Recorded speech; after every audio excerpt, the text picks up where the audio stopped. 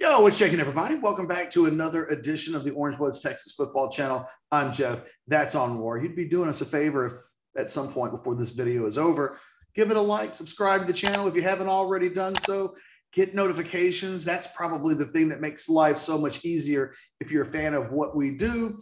And feel free to comment in the comments section because we love your comments. And I'm convinced, Anwar, there has to be a point where we start doing a weekly review the comment show.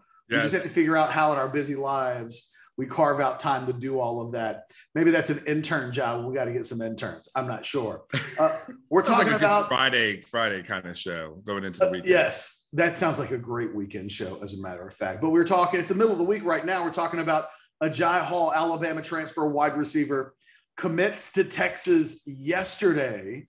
And this is kind of our reaction show to what it means to have. He's an exciting looking talent, to say the least. Your initial thoughts and reaction to the news from the last 24 hours? Man, talk about stacking talent, Ketch. I mean, you see Steve Sarkisian really putting a bunch of talented guys on that offensive side of the ball. Ketch, whatever questions we may have about the defense, and that's going to be legit. And there, of course, there may be some questions about the offensive line. That will be legit. But if you just start talking about some of the specialty players from the wide receiver position, from the running back position.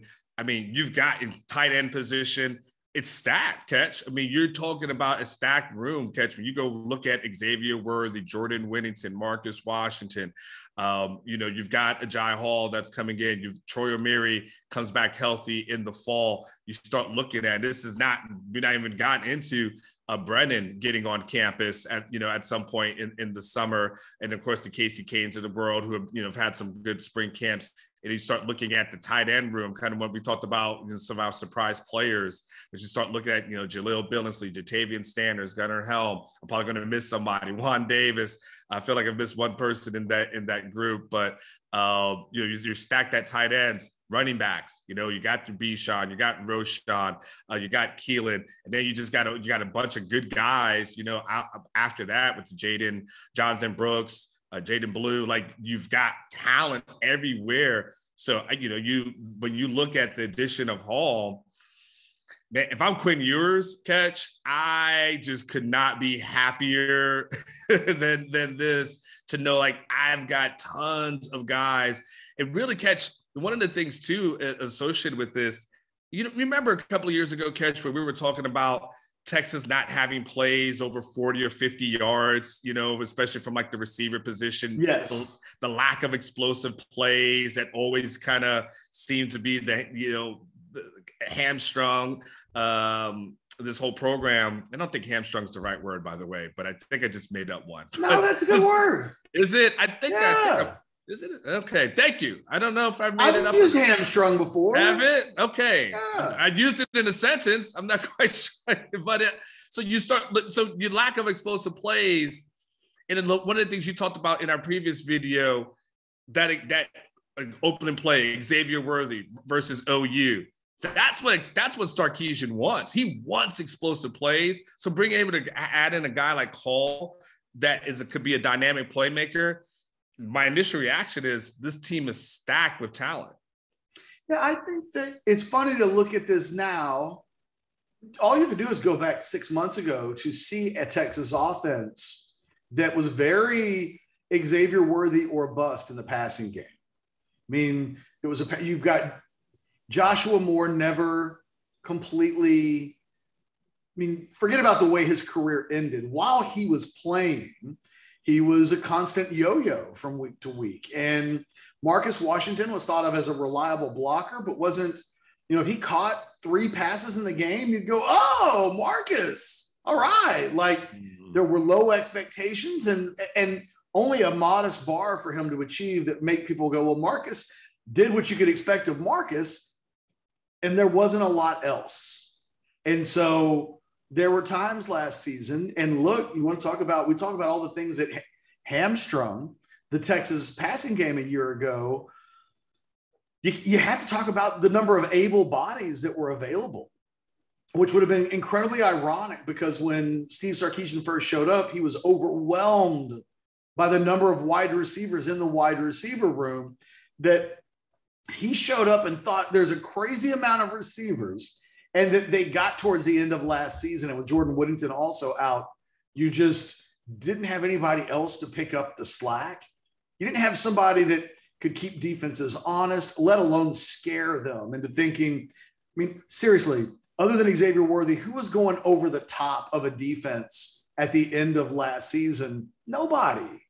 So they have, without even specifically getting into what Hall brings to the table, and we'll certainly do more of that as this video goes along, they have taken steps to make sure during this offseason, with the addition of Hall and Nayor and Billingsley, you mentioned Brennan Thompson comes in during the fall, and his speed suggests he's exactly the kind of guy that Steve Sarkisian will want to get on the field. This is suddenly, and that shouldn't happen again. If they get into November and they have a rash of injuries and the same thing happens again, it won't be for lack of trying and effort to build up that receiving position so that they can be explosive all the time. You know, one of the things that Hall's insertion into the program does, it does give you a get out of jail card if Jordan Whittington gets hurt, right? Or if Xavier Worthy gets hurt. I mean, you don't want to wish juju on anybody, but it's football. We literally covered an entire Sam Ehlinger career where one of the open discussions about him was, when's he going to get hurt? Because you know it's going to happen pretty much every season. Texas, a year ago, one of the only real injuries that it suffered was the Jordan Whittington injury. Should something like that happen again, they now have strength in numbers. And it's an area of the program that you can 1000% say that Sarkisian has improved. Yeah. And I mean, like, I go through it, and I'm glad you mentioned Nayor because I forgot to mention him initially. I don't know how it was such an oversight there. But Ketch, as you're talking, I just start going through the list of receivers here, and you had some stuff, I was able to look in your 10 thoughts from the weekend, but you start looking, we just go through these names: Xavier Worthy, Jordan Whittington, Isaiah Nayor, right? That you still got Marcus Washington, Brendan Thompson. So, that's right there. That's probably in your top 5. Then if Troy Amiri comes back healthy, he somehow, slips in there. And you still got guys like Casey Kane, Cavante Dixon, Dejon Harrison, Jaden Alexis, Savion Red. You still got some quality guys. I mean, there's obviously there's a lot of names, right? So there's going to be a lot of odd men out. But when you start talking about the top half of that roster, and like you said, needing an offense that just is not Xavier Worthy or nobody else, you're almost at the point, Ketch, if you have bumps and bruises along the way, you have enough quality guys that can come in, and it won't be this huge drop-off like it was, like we talked about last year. It won't be, well, just go ahead and focus on Xavier because, no one else is going to do something. You still got to play Brendan Thompson with that lightning track speed. If Troy Amiri can stay healthy, we still haven't been able to see what he can do. Marcus Washington, Cavante, there's a lot to go around, a lot of key weapons. It will be very interesting, Ketch, in the spring competition. For the most part, Marcus Washington, was what the guy that kind of emerged there. I think it's going to be really interesting in the summer and the fall to see how the battles in that receiver room kind of play out, because you've got a lot of quality guys at the top that, are going to be fighting for playing time. It's going to be, if you're a Texas fan, it should be really exciting to watch and look at. Because Ketch, who do you I mean, who here, Ketch? I'm telling you, if you have Xavier, Jordan, Isaiah Nayor on the field, Hall somewhere around. I mean, who do you focus in on if you're a defense, or do you just got to hope for the best with some sort of zone or single coverage? Look, teams are going to dictate. To me, this is an easy answer. And the fact that it's easy is the reason why I think seeing Sarkisian make a move like this, the numbers are really tight. I mean, they are officially now at 33 incoming players. We still don't have O'Shawn Mathis's decision. They're going to have to approach somebody and say, we need you to come in January. and somebody will do it. But that sucks. Like, we're at the point now where they're going to have to do something that sucks to make this happen. Yeah. And the reason why it's still an emphasis for Sarkisian is because teams are going to dictate coverage to Xavier Worthy, period, full stop. If you leave Xavier Worthy in single coverage, you're risking disaster. So there are ways that you can do. You can bracket, you can run zone. You can do different things with your coverage. But we're going to see teams give special attention to Xavier Worthy. And one of the stories that we'll probably be talking about during the season is how creative Texas is being to make sure that Worthy's still getting the touches. And I thought they did a good job of that last year. They started to figure out towards the end of the season, let's just get him the ball. Let's make a real effort to do so. They weren't really doing that at the beginning of the year when they didn't quite know what they had on their hands. So what that's going to mean, you're going to get your slot guy, Jordan Whittington, and your outside guy, whoever that might be. And there will be times this season when that's Hall. Mm-hmm. They're going to get single coverage. It's going to be the thing that Agiye Hall gets when he's on the field going into this season. Whatever guppy exists on another team's secondary is who he gets. And it'll be up to whoever that outside receiver is. And that's why for Isaiah Nayor, this had to look on paper like such an amazing situation to walk into. He put up big numbers a year ago where he was the Xavier Worthy in the Wyoming offense and was the guy getting all the attention, and he still produced, and yet not quite ready for prime time, not ready to go and turn to the NFL. So he comes to Texas in part because he knows I'm not getting double teams. I'm getting single man-to-man coverage, and I believe in me. And I think that, one of the things when we see Marcus Washington popping in the spring, there's nothing special going on the other side of the field for these other Texas receivers. They just have to be better than the guy playing opposite of them. And I think that it'll be interesting to see where they slot Hall. Do they put him on a depth chart behind Xavier Worthy with the knowledge that he can play outside all over the place? Or is he really in that battle with Marcus Washington and Isaiah Nayor? Somebody's got to be the backup to Xavier Worthy, and depth charts are fluid. I mean, in a pinch, you could almost certainly move almost any of those guys around the field, just like Xavier Worthy, if Jordan Whittington got hurt, could go into the slot if that's what Texas wanted him to do. I have a question for you. Okay. What are your expectations for Hall? Because I'm full transparency. I've thought about this a lot and have a very specific answer because I thought about it literally from the moment he committed last night. It was just kind of a thing rolling around in my head. 2022 expectations, statistical expectations for Hall. Because I do think some people think that dude's going to come in and be a 1,000-yard receiver. He's Randy Moss and Jerry Rice rolled into one. What's a good season for him? I mean, he's obviously talented. That His goes 4 career catches. Yeah. Yes. At Alabama. So that's always going to be my asterisk. On an NFL team, he had 4 career catches, in 1 year there, right? So, it's tough. Here's the issue why it's tough. Because, Xavier will get the lion's share of the reception. So, you kind of know that going in. You got to get the tight end involved. You got to get Bijan involved. And then you still have a bunch of guys fighting, for the rock over there with Isaiah and, again, everybody else at Hall.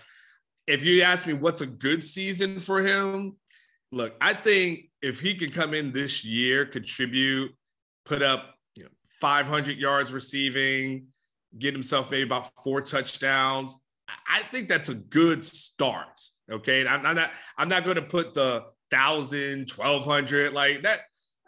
let's give him time to learn, give him time to grow. But if you tell me 500 receiving yards, 4 to 5 touchdowns in year one, knowing that there's going to be 2 games where you should be able to stack that up, the season opener, maybe UTSA after that, there should be some opportunities to get some yards and eat. I think that's a good year. What's your thinking? What's your thought process? I think that'd be a great year, frankly. I mean, yes, 4 catches at Alabama is 4 catches at Alabama. He's played in 7 games. It's all been mop-up duty. He's almost as inexperienced as your starting quarterback. And the thing is, he's competing against the guys. Marcus Washington is a senior. Jordan Whittington, who I don't think he's competing with time with, is in his 4th year. Obviously Isaiah Nayor is a guy that has experience, played a lot of football, so much so that there's a lot of thought that he's a 1-year rental, that it will be bad for Isaiah Nayor if he comes out of this season not ready for the NFL, given that it feels like he wasn't that far away at Wyoming from possibly being that type of a player. I think a lot of it, the yardage for me comes down to what type of player. For me, he's a success this season if at the end of the year we look at the stats and he's the guy that leads the team in yards per catch. I mean, he seems to be a big play potentially waiting to happen. So if he's averaging 18 yards a catch, which is not elite of the elite, that absolutely leads the team in yards per catch 4 out of 5 seasons. If he's averaging for all players catching more than 10 passes. So if he's averaging 18 yards per catch and he's catching 2 passes a game, right? I'm not getting crazy. That doesn't sound like a lot, but that's not including throws his way that don't get caught. I think he's going to have modest volume. But if he's averaging 18 yards a catch and he catches 24 passes, we're talking about 432 yards. Mix in, I think 4 touchdowns is a good target number for him. That's 1 out of every 3 games. If that guy's able 1 out of every 3 games to score a touchdown, and he comes in and has a 24, 25 catch season, not including postseason, and is in that 400 to 500 range yards wise, that's a great season. That's a great debut season. That's a better debut season than most players have ever had in the history of the Texas program. So, and I think those are doable. I think that I would be careful is thinking that with so many players involved, and this includes an improved tight end room. And you're going to be talking every week. There's going to be somebody not getting the touches that our thirst levels suggest that they should. And that'll just be part of what happens in this offense. We did it a year ago. I mean, we wanted to see Keelan Robinson get more touches, but do you want him to get more touches at the expense of Bijan Robinson? Do you want Xavier Worthy to average less catches per game because you want more volume to go to Isaiah Nayor or Jatavian Sanders? Like that's a Steve Sarkisian problem that he's got to figure out, how to keep all of the natives not restless. Because I mean, part of the reason why Hall is at Texas right now is that he only caught 4 passes in 7 games. He was very publicly vocal about his displeasure with his role in the pecking order. And, that's not a Hall exclusive. I mean, he was the guy at Alabama that did it last year. Here's a big old hint to any Texas fan watching this video. That happens. That happens. There's going to be somebody in this wide receiving room that's disgruntled mid-season because it's so crowded. And I think that, Steve Sarkisian and the staff sold Hall a plan for what his role in this offense will be. And they do that with every player on the team, it'll be one of the tricky aspects of his job as a play caller next year is to try to keep everybody happy. And that is never going to happen. So it's keep your best players happiest and try to do the best you can in between. It's a good problem to have, though, to have more good players than you've got snaps to get them the ball. The one thing I think that will help a little bit in this process, and again, to your point, Ketch, especially in this, transfer portal era, you just have to know guys are going to be unhappy and they're going to hop in the portal. Like, you cannot avoid it. I think the sticker shock is gone. You just absolutely expect it. I think what helps Texas in this equation, Ketch, is that for the most part, Steve Sarkisian seems to be a straight shooter. He seems to say what it means and means what he says. And, everybody seems to think that when Steve Sarkisian tells him something, he's being 100 with them. And so whatever he has sold them, like, no matter what we've said, and when I think about things and criticisms I've heard about Sarkisian maybe throughout the years, no one's ever said he's full of shit. Like, that's never came out anyone's mouth. So there may be some questioning about, on the field results, but no one's ever said that guy so full of it. So I think hopefully that, his reputation should kind of help him there. There is a good problem to have. And Ketch, maybe some of the people may have heard like a screenshot in there. I did something on my phone. I sent you, and I'm hoping it's accurate. I can't vouch for our lads as much, but I was looking for, as I think about this receiving room, and I was kind of thinking about it, how it might stack up against other receiving rooms in the Big 12 on paper. And I sent you what OU has, right now, at least what we see. And again, I'm going off for our lads.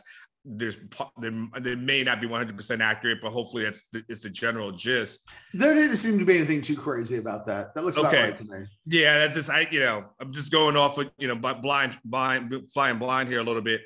Where would you take, how would you compare where the OU receiving room, which I feel like, Ketch, has been really good throughout the years, and clearly they've produced NFL talent so as well. So, we know what they've been able to do.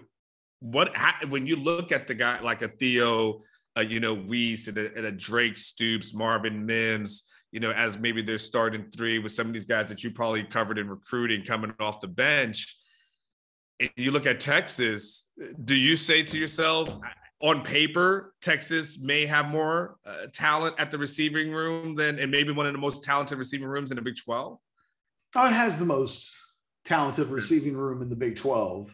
Oklahoma, the last few years, as you mentioned, has been kind of the gold standard at that position. I think some of the shakeup in the offseason impacted their depth. Yeah. I think Mims is a phenomenal player. I mean, if we were doing a draft, a combined player draft with both talent pools, Xavier Worthy would be the first guy taken, I think. No, slam dunk for me. There'd be some Oklahoma fans, some Oklahoma people that would be like, no. The first guy off the board is Mims. Mm-hmm. And I don't agree with that, but he's good enough that I understand why that guy's going to play on Sundays. And just like Xavier Worthy, from the moment he stepped onto a college field, he's always been one of the best players in his first two seasons there. So I have a lot of respect for Mims. So in my mind, you each have a number one that I think you can hang up there with anybody in the country and feel really good about your guy. I think after that, I think you can make the case that the next person off the list that should go off the list is Isaiah Nayor, based off of the season that he had at Wyoming a year ago. And then I'd probably go Jordan Whittington after that. Okay, so you go Whittington over Weiss. Then. Absolutely. There's more of a conversation to be had about Stoops versus Whittington than I think there is. Weiss is coming off of a major injury, and there's some thought that he's not the same guy that he was pre-injury. Jordan Whittington's been a guy with injuries. I just, if we were going to have a conversation of who might break up that 3, 4, 5 run for the Longhorns, I think you'd look at Drake Stoops. Potentially, I would take the other guys, but I think he's the next best. So yes, and I think you can do that with running back room, and maybe by the end of the season, you can do it with the quarterback room.